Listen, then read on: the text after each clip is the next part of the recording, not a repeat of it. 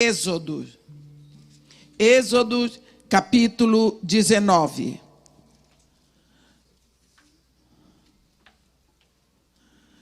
Vamos começar a leitura no versículo 3. Enquanto estávamos cantando, Tu és fiel, Senhor, meu Pai Celeste.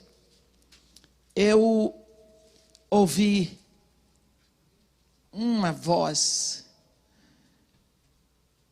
que dizia, como fogo que derrete a cera, como fogo que fende os montes. É assim a minha presença hoje entre vós. Amém. Aí eu olhei e vi o pastor chorando. E aquilo para mim foi uma comprovação de que ele está derretendo todos os impedimentos. Todas as barreiras estão sendo fendidas. Caminhos novos estão sendo abertos. Rios de água transparente estão sendo colocados na nossa vida. Que coisa boa termos a certeza do Espírito Santo. Êxodo capítulo 19, a partir do versículo 3, vamos falar sobre aliança mosaica. Subiu Moisés a Deus, e do monte o Senhor o chamou e lhe disse, assim falarás à casa de Jacó e anunciarás aos filhos de Israel. Tendes visto o que fiz aos egípcios, como vos levei sobre asas de águia e vos cheguei a mim. Agora, pois, se diligentemente ouvirdes a minha voz e guardardes a minha aliança, então sereis a minha propriedade peculiar dentre todos os povos, porque toda a terra é minha. Vós me sereis reino de sacerdotes e nação santa. São estas as palavras que falarás aos filhos de Israel. Veio Moisés, chamou os anciãos do povo e expôs diante deles todas estas palavras que o Senhor lhe havia ordenado. Então o povo respondeu a uma, tudo o que o Senhor falou, faremos. E Moisés relatou ao Senhor as palavras do povo. Amém. Os irmãos podem sentar. Aqui nós temos diante de nós o trecho que carimbamos como aliança mosaica, embora esta aliança seja muito longa e seja concentrada aqui nesse início. Mas nós vamos ver que na aliança edênica, Deus entra com tudo, é a aliança feita na inocência, porque é a aliança feita antes do pecado. A aliança adâmica já foi no pecado e, apesar de vir toda a consequência do pecado, estabelecida por causa da desobediência do homem, mas existe o grande fato da promessa messiânica. E se Deus promete, Ele vai cumprir. Ele faz alianças com Ele. Ele diz o que Ele vai fazer. Eu porei inimizade entre a tua descendência e o seu descendente. Ele te ferirá o calcanhar, mas, mulher, o teu descendente lhe esmagará a cabeça. Eu faço, eu digo, eu sou responsável por isso, pela promessa. Então, Deus entra com tudo sozinho. Não vai precisar que o homem faça alguma coisa. É promessa absoluta, é palavra de Deus. Na aliança abraâmica, Deus entra e dá a terra a Abraão. Ele dá a terra, ele promete, ele sela, ele dá sinal e pronto. Ele entra com tudo novamente. Até aqui o homem está recebendo. Agora na aliança mosaica entra um elemento que é uma condicional. Se você vê que aqui, no versículo 5, agora, pois, se diligentemente ouvirdes a minha voz e guardardes a minha aliança, aqui entra o grande problema de Israel até hoje. Aqui entrou. É por isso que está esta briga agora. E vai ter sempre. Porque Deus colocou um se. É uma condicional. Eu faço se vocês fizerem a parte de vocês. Oh, meu Deus. Eles não conseguiram. Se diligentemente te ouvirdes a minha voz, e se guardardes a minha aliança, então sereis a minha propriedade, peculiar dentre todos os povos, porque toda a terra é minha. E vós, consequência, me sereis reino de sacerdotes e nação santa. São estas as palavras que falarás aos filhos de Israel. Olhe bem, veio Moisés, chamou os anciãos do povo e expôs diante deles todas essas palavras que o Senhor lhe havia ordenado. Então o povo respondeu a uma: tudo o que o Senhor falou, faremos. E Moisés relatou ao Senhor as palavras do povo. O povo respondeu sim. O povo fez a aliança. O povo deu a sua palavra. O povo assinou o pacto. Meus irmãos, pacto se assina com palavra e se registra com sangue. O fato de nós não levarmos a sério a nossa palavra é muito sério. Porque Deus não erra. E Deus assina tudo com a sua palavra. E se nós somos um povo da aliança, Deus quer que tomemos cuidado com aquilo que dizemos. Por isso a Bíblia continua repetindo: pelas tuas palavras serás salvo, pelas tuas palavras serás condenado, porque a vida e a morte estão no poder da língua. Se no teu coração sentires e quanto à boca confessares Jesus, sereis salvo. Jesus Cristo diz: quando orardes, dizei palavras. Ele leva em consideração, e nós vamos ver na aliança palestiniana, palavras de arrependimento. Meus irmãos, palavra é muito sério. Tudo que Deus começou a fazer, Ele começou com palavra. A Bíblia diz, no princípio, existiam só os céus e a terra. Deus criou os céus e a terra. A terra, porém, era sem forma e vazia. Havia trevas sobre a superfície do abismo e o Espírito de Deus pairava sobre a superfície das águas.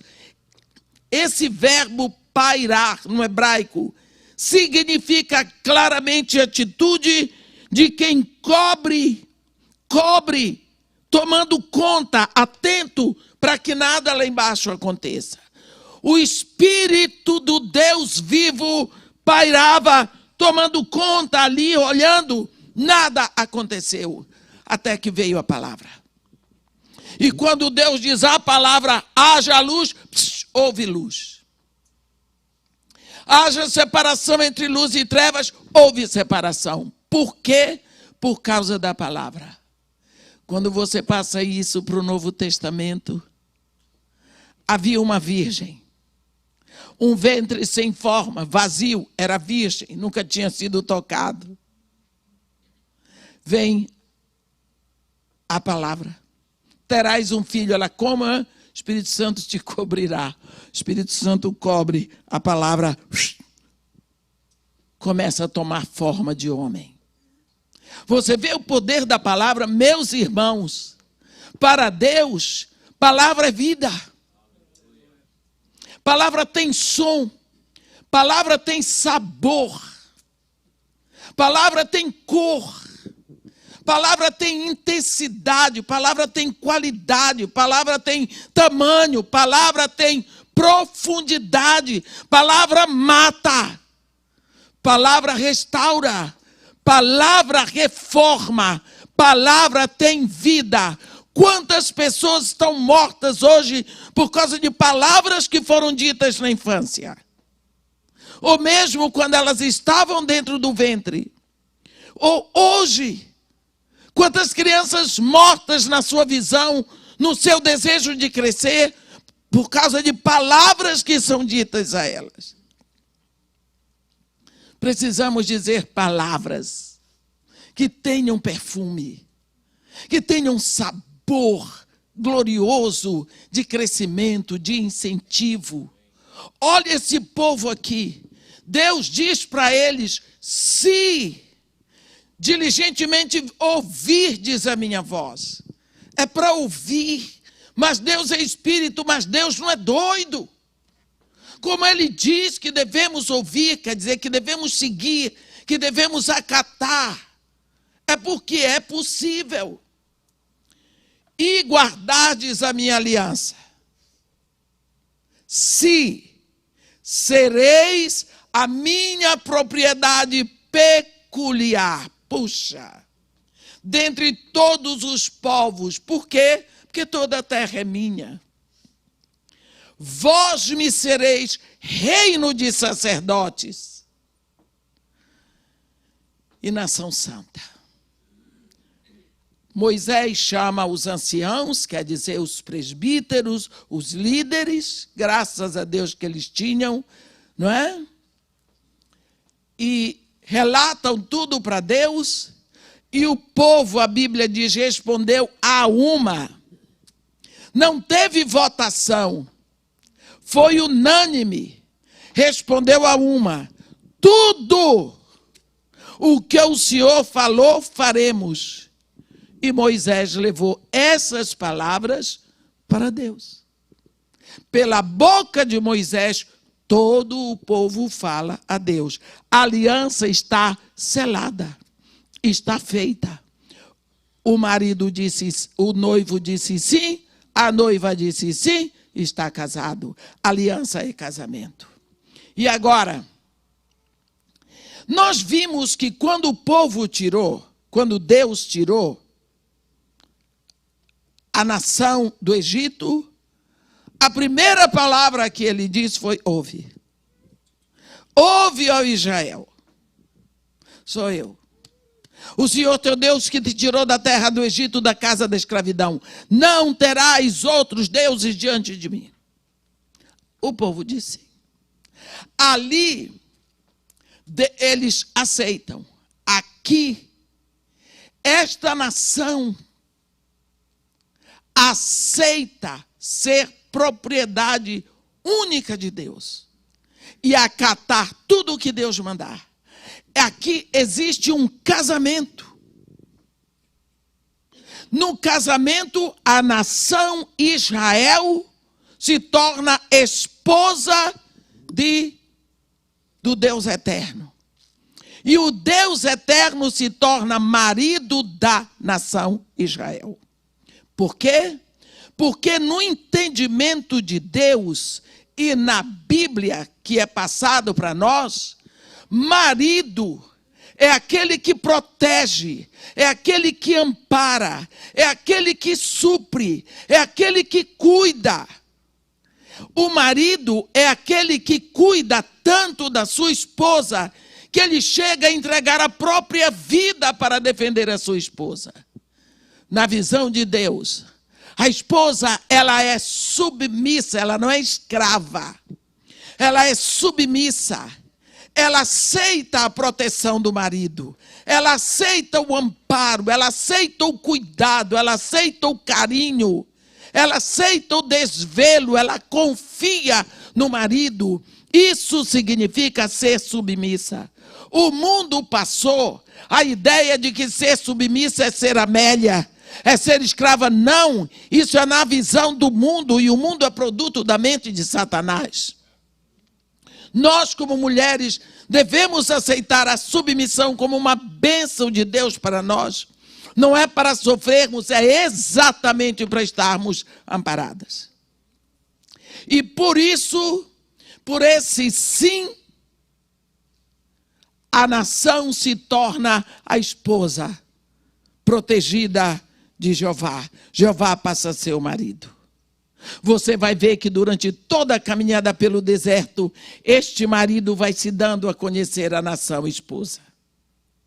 Essa esposa nação nova, que não tem leis, que não tem nada, que não sabe de nada, ele vai protegendo, ele vai amparando, não falta roupa, não falta comida, não falta luz à noite, não falta sombra de dia. Ele vai fazendo tudo. Jeová toma conta da sua esposa para levar ao lar, porque todo marido quer dar um lar para sua esposa. Todo marido quer ter. E o lar é Canaã. É o sonho de Deus para sua esposa nação. Esse povo diz, vamos fazer. O povo, no versículo 8, promete. Quando chega, vai acontecer muitas coisas.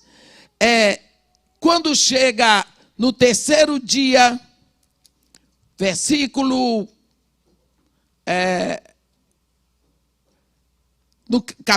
versículo 16, ao amanhecer do terceiro dia, houve trovões e relâmpagos e uma espessa nuvem sobre o monte e muito forte clangor de trombeta, de maneira que todo o povo que estava no arraial se estremeceu. Veja que casamento que vai ser. Eu não sei se eu devia ler tudo, eu fico preocupado com o horário, tudo bem. Moisés teve que subir ao monte. Não é? E o povo teve que se purificar. Eu vou ler isso tudo a partir do versículo 9. Eu vou voltar para o versículo 9, porque vai ter o casamento. Vai ter o juramento de aliança. Vai ter o cerimonial. Disse o Senhor a Moisés, versículo 9, eis que virei a ti numa nuvem escura, para que o povo ouça quando eu falar contigo, e para que também creiam sempre em ti. Porque Moisés tinha anunciado as palavras do seu povo ao Senhor. Disse também o Senhor a Moisés, vai ao povo e purifica-o hoje e amanhã. Lavem eles as suas vestes, e estejam prontos para o terceiro dia. Porque no terceiro dia o Senhor, à vista de todo o povo, descerá sobre o monte Sinai para casar com a nação. Era dia de festa. O povo tinha que estar purificado. O povo tinha que estar limpo. O povo tinha que estar pronto. Marcarás em redor limites ao povo, dizendo, guardai-vos de subir ao monte, nem toqueis o seu limite. Todo aquele que tocar o monte será morto. Mão nenhuma tocará nestes, mas será apedrejado ou flechado. Quer seja animal, quer seja homem, não viverá. Quando soar longamente a trombeta, então subirá o monte. É a hora da noiva. Deus prepara, Ele quer o monte puro para a nação Israel subir, porque vai ter o encontro do marido com a esposa nação. E Deus quer só eles e o monte puro. Como você enfeita a igreja para sua noiva entrar, marido, e você encontra com ela, você vê, o noivo já está no altar, a noiva vai entrando no lugar que já foi todo preparado. Assim você vê o monte já preparado por Jeová. E Jeová está lá. E a nação agora vai subir. A nação vai subir. Quando soar lugamente a buzina, então subirão ao monte. É a marcha nupcial. É lá do céu.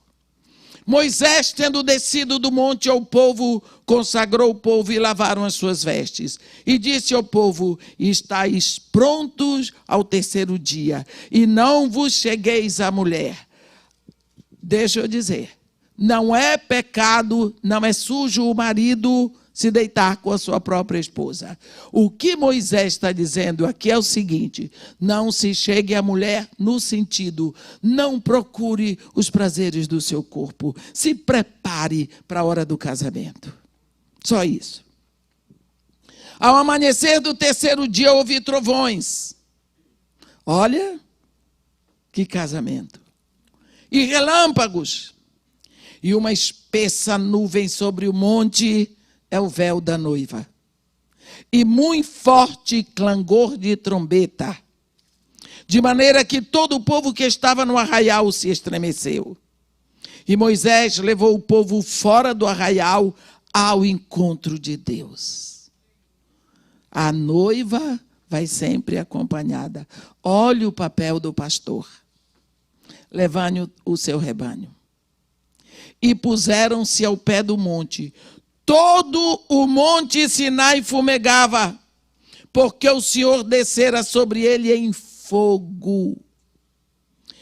A sua fumaça subiu como fumaça de uma fornalha, e todo o monte tremia grandemente, e o clangor de trombeta ia aumentando cada vez mais. Moisés falava e Deus lhe respondia no trovão. Descendo o Senhor para cima do monte Sinai, chamou o Senhor a Moisés para o cimo do monte. Moisés subiu e o Senhor disse a Moisés: desce, adverte ao povo que não traspasse o limite até ao Senhor para vê-lo, a fim de muitos deles não perecerem. Também os sacerdotes, se chegam ao Senhor, se hão de consagrar para que o Senhor não os fira. Então disse Moisés ao Senhor: o povo não poderá subir ao monte Sinai, porque tu nos advertiste, dizendo: marca limites ao redor do monte e consagra-o. Replicou-lhe o Senhor: vai, desce, depois subirás, e Arão contigo, os sacerdotes também, e o povo não traspassem o limite para subir ao Senhor, para que não os fira. Desceu, pois, Moisés ao povo e lhe disse tudo isso. Olhe bem o que vai acontecer agora. Porque o fogo vem. Porque o fogo vem. No versículo 18 diz: todo o monte Sinai fumegava, porque o Senhor descera sobre ele em fogo.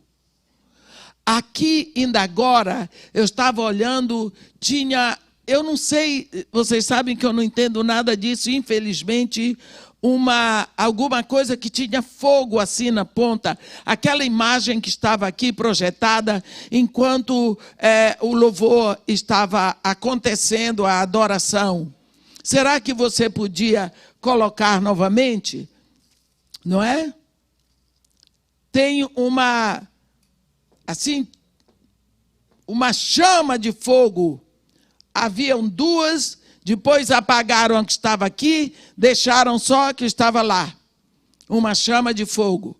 Você vai ver, e eu já falei aqui, que o fogo é um elemento do céu.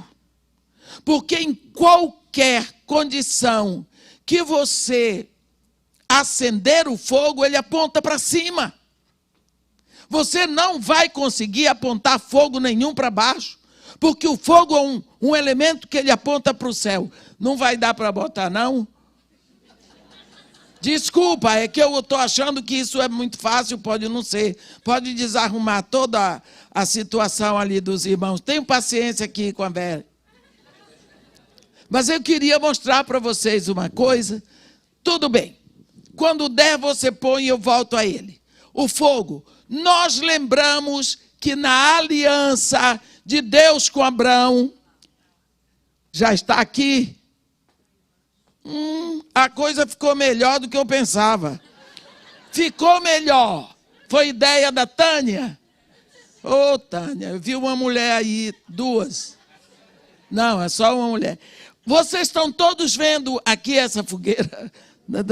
Não sei que hora vai ser o churrasco, mas é uma fogueira. Você viu que esse fogo... Tudo bem. O fogo sempre se projeta para cima. Em qualquer lugar você acende uma vela, por favor, não tente botar o fogo para baixo, que você queima a sua mão, porque ele vai subir. Era só para dizer isso. Só para lembrar vocês isso. O único fogo que aponta para baixo é o fogo de Deus. No dia de Pentecostes, o fogo desce. Aqui, o fogo desceu. Na aliança com Abraão, o fogo veio e a tocha caminhou entre as partes dos animais. Porque Deus ali selou a sua aliança com fogo. Porque Deus, o nosso Deus, é o único que responde com fogo. Você lembra disso naquela situação de Elias com os profetas de Baal? O nosso Deus é o único que responde com fogo. E você vê aqui agora, todo o monte Sinai fumegava, porque o Senhor descera sobre ele em fogo. O único fogo que desce, o único fogo que aponta para baixo, para nós, é Deus. É o fogo de Deus. É um dos símbolos do Espírito Santo. Então você vê aqui que houve a aliança. Deus vem sobre o Monte Sinai, respondendo com fogo, com a sua presença, porque não há outro Deus que responda com fogo. Então aqui nós vemos que ele agora dá o grande sinal. A lei e os mandamentos. A lei e os mandamentos vêm agora. Agora Israel está casado com o Senhor. Agora começa a ser uma nação.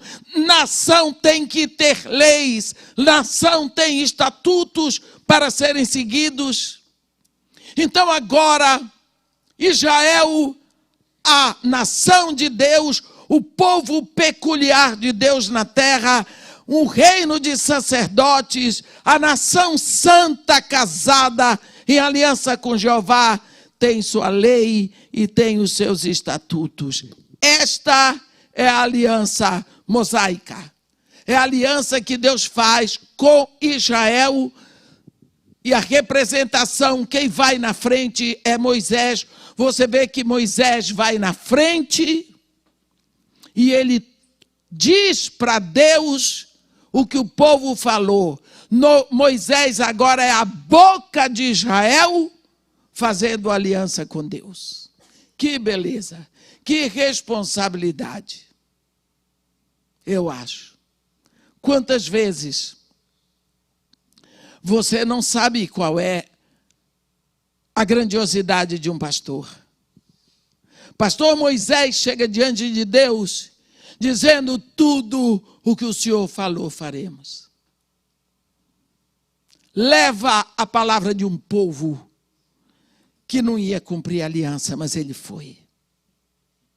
Eu tenho um respeito por pastores. Uma vez eu estava lendo, pela 100ª vez, capítulo 13 de Apocalipse, quando diz assim: e adorar Leão, quer dizer, a besta, adorar Leão, todos aqueles que não têm o seu livro, o seu nome escrito no livro da vida do Cordeiro, que foi morto desde a fundação do mundo. De uma hora para outra aquilo explodiu dentro de mim. Cordeiro morto desde a fundação do mundo. Então, quando Deus fundou o mundo, ele já tinha um cordeiro. Antes de Deus ter o homem, ele tinha um cordeiro.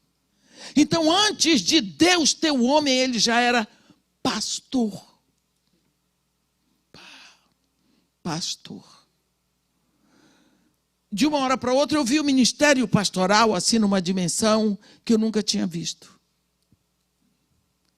Eu já respeitava sempre, eu gosto de respeitar, mas tinha assim um respeito especial pelo ministério pastoral, porque está escrito na Bíblia, tudo o que passar debaixo da vara do pastor, santo será ao Senhor.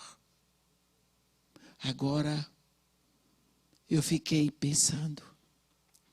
Uma vez, lá no Morro Dona Marta, o refeitório fica assim, de frente para a Baía de Guanabara, e de lá todos nós podemos ver o aeroporto Santos Dumont, o Pão de Açúcar e toda aquela baía. E de manhã os aviões vêm da ponte aérea, seja lá de onde for, e eles chegam no Santos Dumont. E quando eles descem ali, a impressão que dá é que eles vão bater no Pão de Açúcar, numa daquelas montanhas.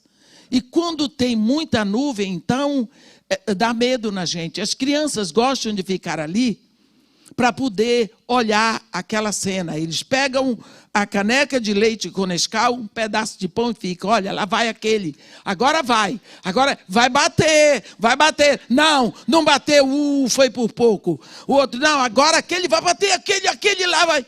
E chegou uma hora que teve um que ele disse, ai, agora vai bater todo mundo, ai, vai bater. Passou, tirou fino. Esse foi por pouco. Aí vem um mais inteligente e diz, bater não bateu não, mas deve ter atropelado muito anjo. E a menina que estava do lado, você sabe como é mulher, né? Anjo coisa nenhuma. Está pensando o quê? Anjo é bicho safo. Ele sabe se virar nas nuvens. Ele sabe se defender. Que atropelar anjo coisa nenhuma. Aí o menino disse assim, como eu gostaria de ser um anjo. Já pensou? Ficar só assim, ó, planando nas nuvens. Coisa boa. Pegava no rabo de um avião e já ia aí. Sonho de criança. Tinha um menino assim chamado Diogo, pouco mais afastado dos outros, e eu lá catando feijão. E ele falou.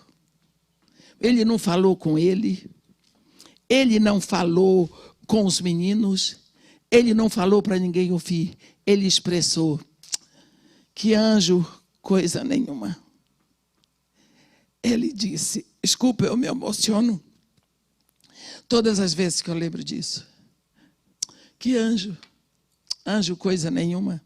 Eu queria ser mesmo, era um pastor. Naquela hora eu tive vontade que todos os pastores da Igreja de Jesus Cristo na Terra ouvissem aquilo. Será que os pastores têm noção do que eles representam no coração de uma criança?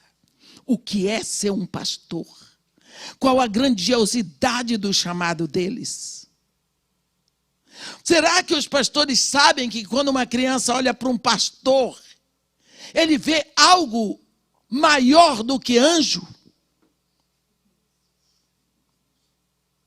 Está vendo? Mas eu vou voltar para o meu assunto. É que não deu para continuar. Eu tinha que falar isso aqui, não sei para quem. Mas é preciso que nós aprendamos a olhar os nossos pastores na dimensão que Deus quer que olhemos. Porque foi Ele que determinou pastores para o seu rebanho. Ele não disse para Pedro outra coisa senão apacenta o meu rebanho. Fui eu que comprei. Se não prestar, problema seu, porque o rebanho é meu. E você apacenta. Bem, vem agora a noiva. A nação tem lei, a nação tem mandamentos. A nação agora vai poder se orientar, vai poder andar, ela tem passos para tomar, ela tem uma direção, é a aliança de Deus com o povo de Israel através de Moisés, e Moisés assume essa posição. Ele ali representa Israel diante de Deus. Mas nós vemos aqui Depois vem os 10 mandamentos, as leis, e no capítulo 24, nós vamos ver o que vai acontecer. Capítulo 24 de Êxodo. Vamos ler do versículo 1 ao versículo 8. Disse também Deus a Moisés: sobe ao Senhor, tu e Arão e Nadab e Abiú, e 70 dos anciãos de Israel, e adorai de longe.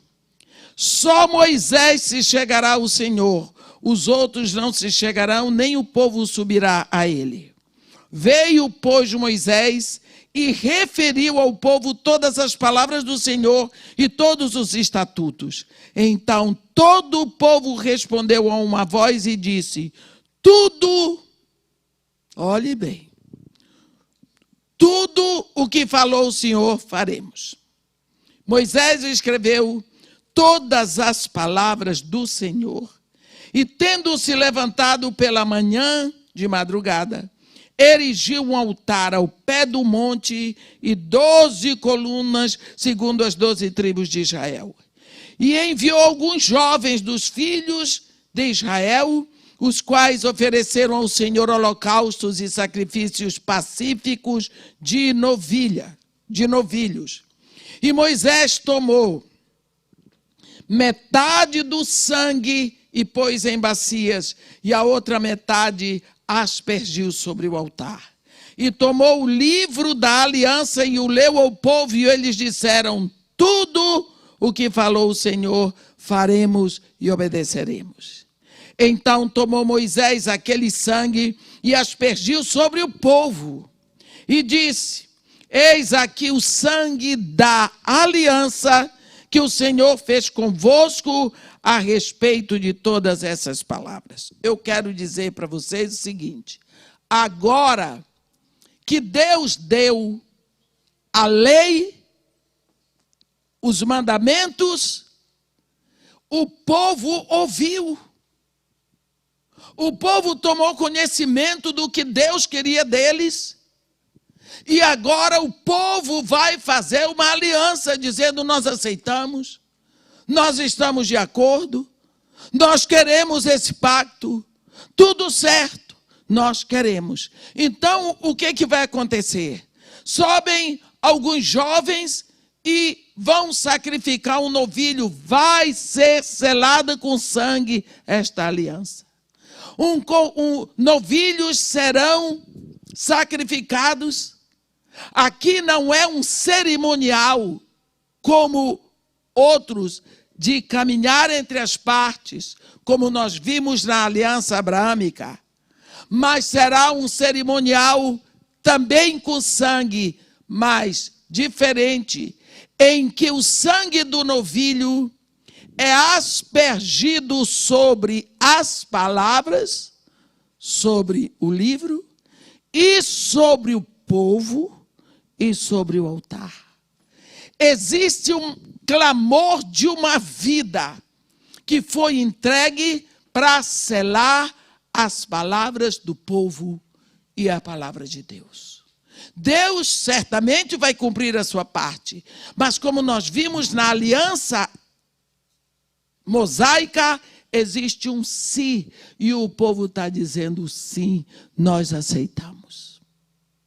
Depois desse cerimonial, em que o povo é aspergido pelo sangue, a Bíblia diz no versículo 9, e subiram Moisés e Arão, e Nadab e Abiú, e 70 dos anciãos de Israel, e viram o Deus de Israel, sob cujos pés havia uma como pavimentação de pedra de safira que se parecia com o céu na sua claridade.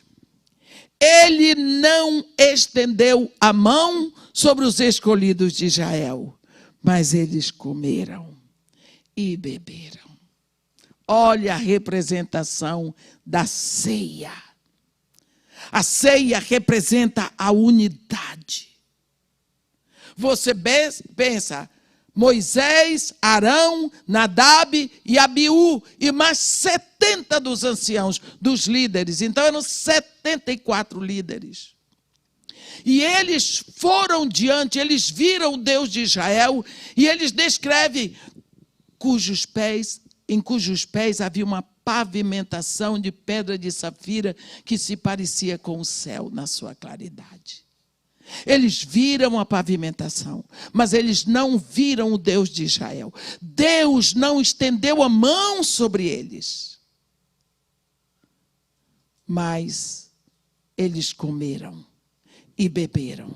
Você vê, eles são chamados, a liderança chamada para a intimidade com Deus. É a primeira vez que vem essa intimidade de comer juntos, de beber juntos ali à vista de Deus. Tudo está selado agora.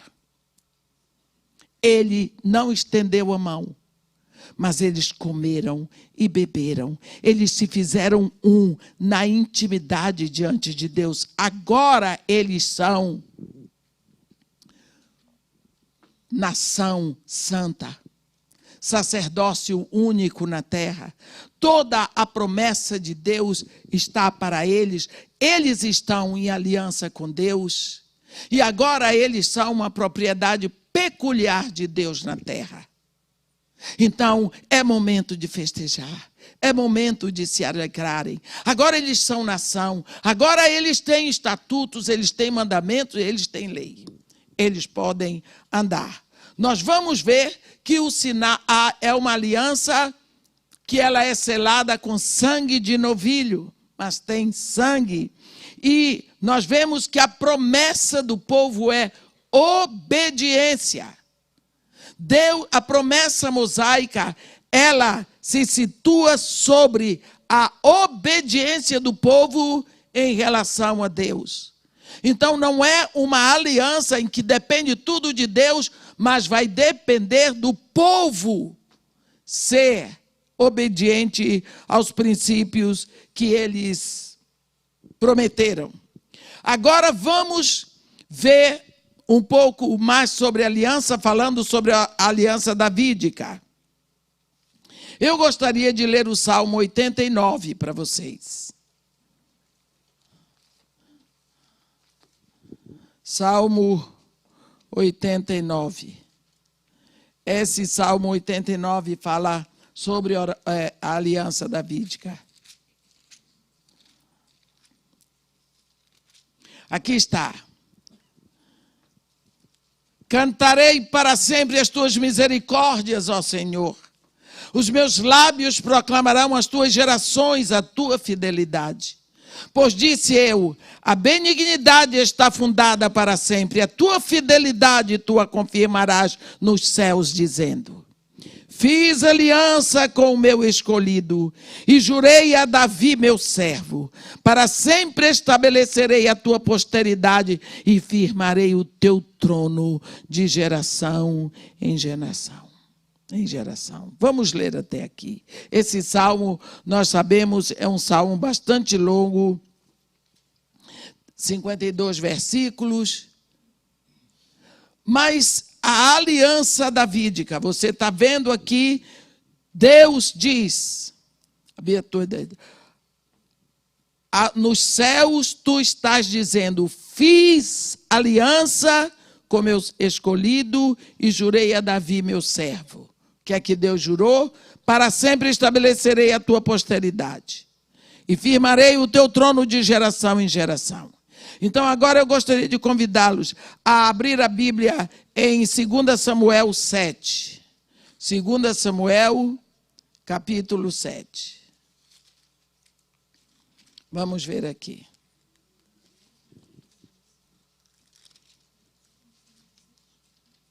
Capítulo 7.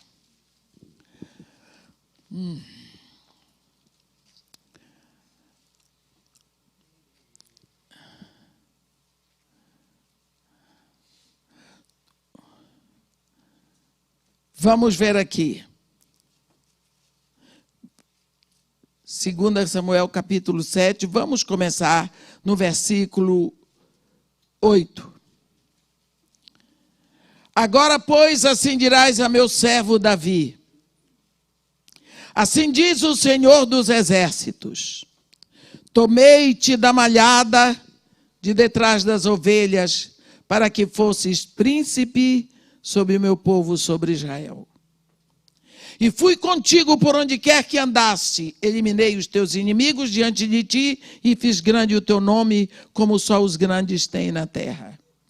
Prepararei lugar para o meu povo, para Israel, e o plantarei para que habite no seu lugar, e não mais seja perturbado, e jamais os filhos da perversidade o aflijam como dantes, desde o dia em que mandei houvessem juízes sobre o meu povo de Israel.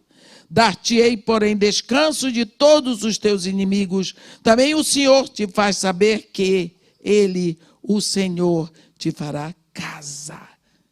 Quero dizer para vocês que casa aqui é dinastia.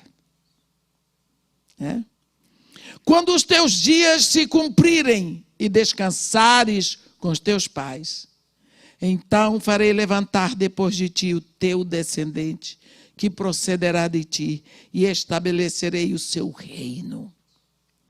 Este edificará uma casa ao meu nome, e eu estabelecerei para sempre o trono do seu reino. Eu lhe serei por pai, e ele me será por filho. Se vier a transgredir, castigá-lo-ei com varas de homens e com açoites de filhos dos homens. Mas a minha misericórdia se não apartará dele, como a retirei de Saul, a quem tirei de diante de ti. Porém a tua casa e o teu reino serão firmados para sempre diante de ti. Teu trono será estabelecido para sempre. Segundo todas essas palavras e conforme toda esta visão, assim falou Natã a Davi. Aqui nós podemos ler também, eu vou dizer para vocês, em 2 Crônicas, vamos no capítulo 17, nós vamos ver a mesma coisa. De 11 a 14, 2 Crônicas 17. De 11 a 14, eu vou ler também, está escrito. 1 Crônicas. 1 Crônicas, eu disse segunda, então vão me perdoando aí. 1 Crônicas, capítulo 17, versículo 11, diz assim: há de ser que quando teus dias se cumprirem, e tiveres de ir para junto de teus pais, então fará levantar depois de ti o teu descendente, que será dos teus filhos, e estabelecerei o seu trono. Esse me edificará a casa, e eu estabelecerei o seu rei, o seu trono para sempre. Eu lhe serei por pai, e ele me será por filho. A minha misericórdia não apartarei dele, como a retirei daquele que foi antes de ti. Mas o confirmarei na minha casa, e no meu reino para sempre, e o seu trono será estabelecido para sempre. Segundo todas essas palavras e conforme toda esta visão, assim falou Natã a Davi. Esta aliança de Deus com Davi, nós sabemos que é firmada na palavra de Deus. E é firmada sem condicionais. Não dependia da obediência de Davi, não dependia da obediência de Israel. Era Deus entrando com tudo. Firma aqui claramente a aliança de Deus com Abraão. O título, você vê quantas vezes Jesus é chamado Jesus, filho de Davi. Quer dizer, descendente de Davi, monarca de descendência nobre. Nós vemos reino. Eu confirmarei o teu trono, do teu reino. Fala de monarquia. Deus promete que o Messias, então, viria da dinastia de Davi. Nós vemos que quando Deus prometeu o homem que viria, ele prometeu para Eva, é a promessa que vem da aliança adâmica. Prometeu que viria o homem. Agora ele está dizendo que esse que vai pisar, esmagar com o governo, a cabeça, a autoridade, o poder da serpente, é homem, que viria à terra nascido de uma mulher. E agora ele está dizendo, aqui na dinastia, aqui na aliança davídica, que ele tem o seu reino para todo sempre. É um monarca que vem do céu pela dinastia, pela casa de Davi, pela descendência da linhagem e da tribo de Judá. Eu quero dizer para vocês uma coisa: o caminho de Deus. Como é difícil, às vezes, é tão ruim abrirmos a boca para dizer as coisas.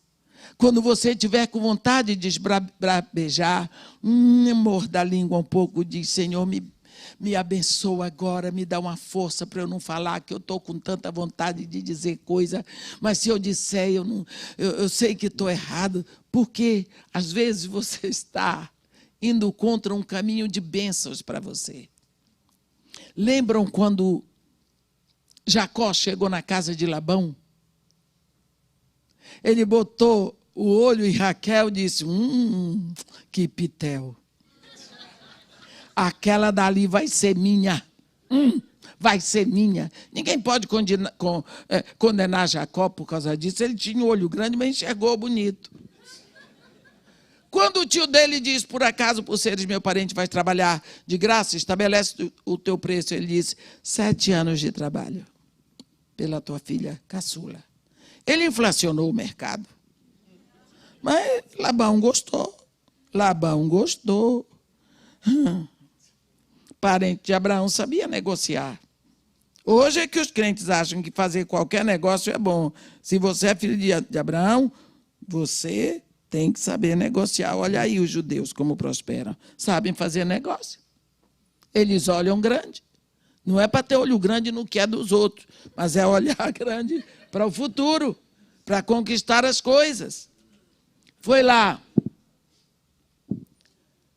7 anos de graça no deserto, tomando conta, fazendo prosperar o rebanho de Labão. Por quê? Para pagar o dote da filha caçula de Labão. Vocês lembram que ele fez uma contagem, chegou no último dia, ele apareceu lá, deve ter tomado um banho, que estava fedendo a ovelha, foi lá para o tio e disse: ei, dai minha esposa, hoje completa 7 anos. É minha. Labão disse: tudo bem, só me deixa dar um banquete. Deu um banquete, casamento da filha dele, e de noite apresentou Lia. Jacó dormiu com Lia, tudo bem, tudo bem. Não percebeu, o que prova que as duas não eram tão diferentes. Quando foi de manhã, olhou no rosto, viu que não era Raquel, deu um salto. Ai, Labão, o que é isto que você fez comigo? Eu trabalhei 7 anos por Raquel, agora você me dá isto aqui. Coitada de Lia. A Bíblia diz que Lia tinha os olhos baços. A moça, a Bíblia não diz que Lia era um tribufu. Diz que ela tinha os olhos baços. Ela devia ser uma moça bonita, mas Raquel era formosa, de rosto, de semblante e de corpo. Aí Labão disse: ei, rapaz, calma, aqui na nossa terra não é assim. Dá-se a caçula antes da mais velha? Não, aqui é assim, primeiro vai a mais velha, vai por ordem de nascimento. E se você quiser a caçula, vai ter que trabalhar mais 7 anos por ela, porque o preço das duas são iguais, que são minhas filhas, têm para mim o mesmo valor. Eu não vou diminuir o preço agora. E Jacó queria Raquel. Tudo bem. Mas você pensa como foi a vida de Lia em diante, dali em diante. Ela sabia. Pensa você, minha irmã, Você que está aí me vendo aqui, você que me vê pelo vídeo por aí, você que me ouve. Pensa você começar um casamento com seu marido apaixonado por uma outra mulher mais jovem e muito mais bonita que você. Você aguenta? Mas você é a esposa. Você tem direito de chegar no juiz e dizer, ele é meu marido. Porque o casamento de Lia era válido, que foi o pai que deu, e naquela época era assim. Lia, coitada, começou um relacionamento que tinha tudo para não dar certo. Mas ela olhou para Deus, a Bíblia diz, vendo o Senhor que Lia era desprezada, fê-la fecunda, ao passo que Raquel era estéril. Pronto, meus irmãos, quando Deus toma o lado de alguém, não deixa para ninguém. Agora só vai dar Lia. Vai dar Lia. Lia, ela vai ter o primeiro filho. E o primeiro filho, ela já não duvidou. Ela deu a ele o nome de Rúben. Ela deu a ele o nome de Rúben. Por que que ela deu o nome de Rúben? Porque ela disse, pois o Senhor me atendeu na minha aflição. Rúben significa o Senhor consola os aflitos. O segundo, Simeão, soube o Senhor que eu era preterida. Simeão significa o Senhor é aquele que olha com bondade para os desprezados. O terceiro, Levi, ela disse, o Senhor é aquele que traz o marido de volta para a gente.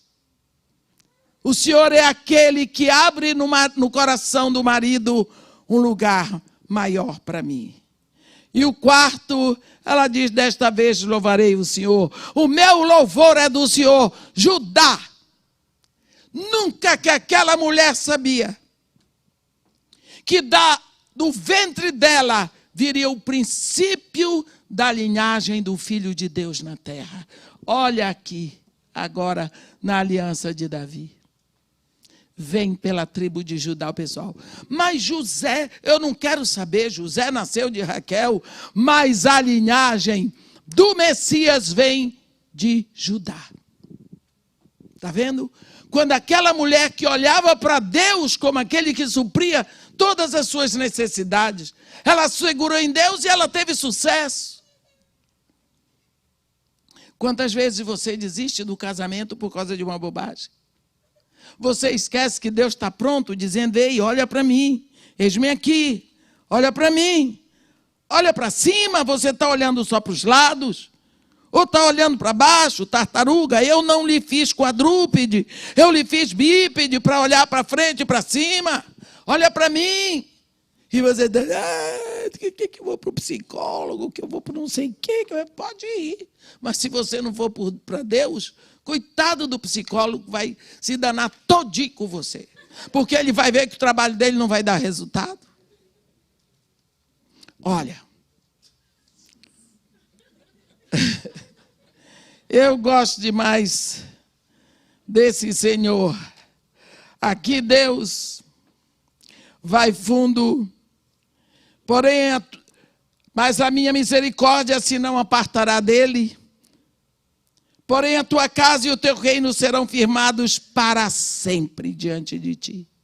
Teu trono será estabelecido para todo sempre. Olha aqui. Aonde começou isso? Lá no ventre da mulher que tinha os olhos baços, preterida por Jacó. Depois Jacó pôde ver que belezinha que era Raquelzinha, mas tudo bem. Ele a amava. E daí, por que não? Então você vê que a aliança de Deus com Davi é uma aliança de trono eterno. De trono para toda a eternidade. É uma aliança que dá a ele a realeza eterna na sua descendência. Então é do trono de Davi que virá o rebento eterno. E foi por isso que vem através do Messias. Você lembra? Todas as vezes que a gente lê alguma coisa em aliança davídica, mesmo na profecia de Balaão, você vai ver ali o rebento através de Davi. Então, a aliança com Davi é uma aliança que fala de trono, de descendência, de linhagem. Porque Deus aqui promete a Davi, para ele, a linhagem messiânica, estabelecendo para sempre o trono de Davi. Vamos ver só um pouquinho do que está escrito aqui. Gente, eu tenho medo por causa do horário, eu tenho horror daquele relógio ali da frente, mas tudo bem, vamos lá. Aqui, eu prometo que não vou demorar muito. Só queria chamar a atenção de vocês uma coisa. Davi. Quando Deus disse para Samuel, Samuel, você vai lá na casa de Jessé e unge um dos filhos dele. Samuel pegou o chifre de azeite e foi embora. Chegou lá e passa um, e Samuel, certamente está diante do Senhor o seu ungido. E Deus disse para ele, não atente para a sua aparência ou formosura, eu não o escolhi. O homem olha o exterior, mas o Senhor olha o coração, não é este, pá. Veio o segundo, bonitão, guerreiro, cada um mais lindo, 7. É muito homem, moças. Numa casa só, tudo pronto para casar, guerreiro, bonito.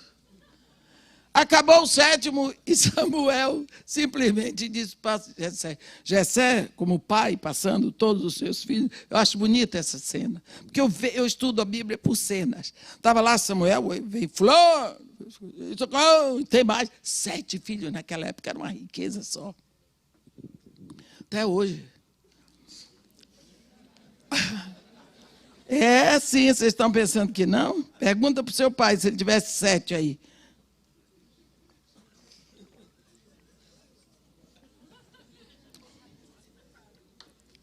Daqui a pouco,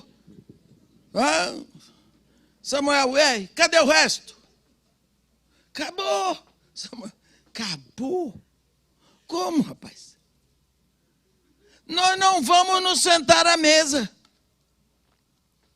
sem que eu veja todos os filhos teus, porque Deus me mandou ungir um filho teu. Ele disse que não é nenhum dos que passou, tem um que você está escondendo, rapaz. Cadê o outro? Ah, tem umzinho.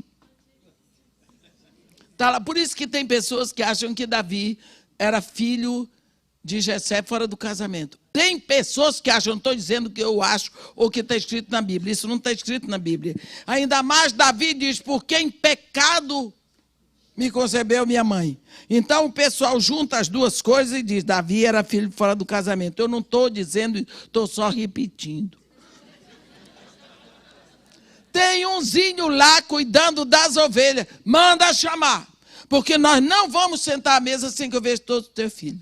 Manda chamar Davi no deserto. E lá vem Davi. Garotão. Chegou lá, eu imagino o cabelo, como é que estava. Sim, pai. O que foi? E Deus disse a este. Samuel deve ter tomado um susto. O que, senhor? Unge. É isso aí. Chegou Davi sem saber nada, fedendo a ovelha, fedendo a suor, e aquele cheiro todo. E Deus disse, é esse, unge. Era ele. O pobre do Samuel ficou assustado. Jessé ficou um pouco frustrado. Se dependesse do pai de Davi, se dependesse do sacerdote Samuel, Davi nunca sentaria no trono de Israel. Viu você que olha pela aparência? Viu você que julga as pessoas pela roupa que veste, ou pela maquiagem, ou pelo jeito da pessoa ser? Está vendo? Me respeite mais pelo meu jeito. Me respeite mais, tá? Não olhe para a aparência, porque não tem mesmo aparência para olhar. O que eu estou dizendo é que ali Deus tinha uma promessa, Deus já tinha escolhido aquele rapaz. Como Deus diz para Jeremias, antes que eu te formasse no ventre da tua mãe, eu te conheci. E antes que tu saísses da madre, eu te consagrei, eu te constituí profeta às nações. Jessé não sabia, ninguém sabia, mas Deus sabia. É você. Acabou. E agora Deus vai trabalhar com Davi. Deus vai dar um tempo para Davi no deserto. Tem gente que quer se preparar para ser um grande canal de avivamento nos seminários teológicos, nas universidades, nos shoppings da vida. Não vai para o deserto, não. Deus deixou Davi no deserto. No deserto ele teve tempo para lutar com o leão, com o urso e principalmente para treinar pontaria com a funda. Porque Deus ia precisar que ele soubesse bem uma pontaria e outra coisa para tocar harpa, porque Deus ia botar um espírito maligno em Saul que não gostava do toque da harpa. Então Davi se tornou um grande harpista. Tudo o que Davi estava fazendo era preparando para ele. Meus irmãos, as dores, as dificuldades que você passa hoje, lhe preparam para o que Deus tem para você amanhã. Porque o nosso hoje é resultado de muitos ontens. As dificuldades servem para fortalecer os músculos da nossa fé. Quando chegou na hora, foi muito certo. Deus disse, está na hora. Apareceu a história do gigante. E Davi, que era o irmão caçula, foi lá levar queijo para o rei e viu a situação. Disse, que isso? Esse filisteu aí, os irmãos dele. Cala a boca, pirralho. Pirralho está na moda agora. Cala a boca, pirralho. O nosso capitão usou a palavra, ressuscitou o termo tão antigo. Né? Olha, eu vou dizer uma coisa para vocês. A Bíblia nos ensina muito. É pena que não levemos a sério o conteúdo que Deus deixou para nós. Que riqueza. E ali estava o homem que na linhagem dele estava estabelecida a dinastia eterna do Filho de Deus. E nessa dinastia todos nós estamos. Como era o coração de Davi? Ah, Davi, quando foi rei. Quando ele foi, ele não conseguiu deixar a arca do Senhor tanto tempo fora. Ele traz a arca para Jerusalém. Sabe para quê? A arca representava a presença de Deus. Ele trouxe a arca, ele fez uma tenda quase que no quintal da casa dele. Sabe por quê? De manhã, de noite, de tarde, de madrugada, a hora que ele tinha tempo, ele ia lá para adorar, para estar com Deus. Ele inventava instrumento, ele afinava instrumento, ele compunha salmos, ele compunha música, ele cantava, ele adorava. Davi é muito mais que rei, ele é um adorador. O grande ministério de Davi é a adoração. Davi teve a revelação da adoração no Novo Testamento, lá no Antigo Testamento. Ele diz para Deus, tu não te agradas de sacrifício de novilhos. O que te agrada mesmo é um coração compungido na tua presença. O que é que Davi estava dizendo para ele? Senhor, eu estou te oferecendo novilho, porque eu estou no Antigo Testamento. Mas eu sei que o que tu queres não é novilho, não. É o nosso coração, é o Novo Testamento. Ele é o maior profeta da adoração do Novo Testamento, Davi. E ele fez ali o tabernáculozinho de Sião. Você vai ver que tem lá, agora você pode ir a Israel e chegar em Shiló. Uma maravilha ali. Descendo das montanhas de Efraim, você tem Shiló. E ali a gente prega bonito, a gente se inspira e prega. O lugar onde teve o primeiro lugar do tabernáculo de Moisés, onde Ana entregou Samuel, onde Ana fez o voto e tudo mais, Shiló, é uma maravilha. E você tem, depois, a construção do Templo de Salomão, a maior construção do mundo até hoje, a mais rica. Deus nunca reclamou. Mas tem o tabernáculo de Davi. A Bíblia diz assim, o teu templo é em Jerusalém. mas a tua morada é em Sião. A morada é o lar. É o lugar que nos dá prazer. É o lugar onde sentimos bem. Por quê que a morada de Deus é em Sião? Porque era em Sião que ele tinha intimidade. Os sacerdotes adoravam numa nova intrepidez na adoração. Eles compunham versos para Deus, eles compunham poesia, eles compunham hinos, eles compunham salmo, eles adoravam de frente, qualquer hora da noite. Havia intimidade, havia participação, não tinha aquela solenidade que nós colocamos nas coisas por aí para agradar a vista dos homens. Mas a adoração é para Deus, não é para os homens. Mas precisamos fazer uma coisa bonita. Faça você, mas Deus está querendo saber o que você está fazendo para Ele. Então nós vemos aqui a intimidade no tabernáculo de Sião. Davi tinha intimidade com Deus. Um pecador como você e eu fez tanta coisa errada. Davi não teve vergonha de engravidar a mulher do capitão dele. E depois inventar, ainda matar as coisas de Davi. Mas o coração. O trono estava estabelecido na linhagem dele. Essa é a aliança davídica. À noite faremos, então, a aliança palestiniana e a